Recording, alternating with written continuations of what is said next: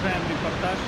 Мы зашли вот через такой вот входик, через турникет, здесь билеты надо пробивать. И мы попали вот на такую площадку.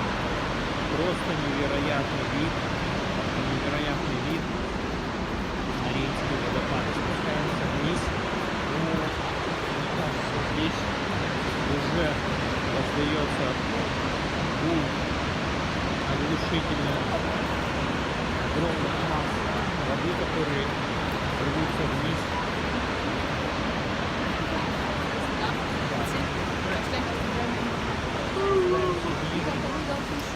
Конечно.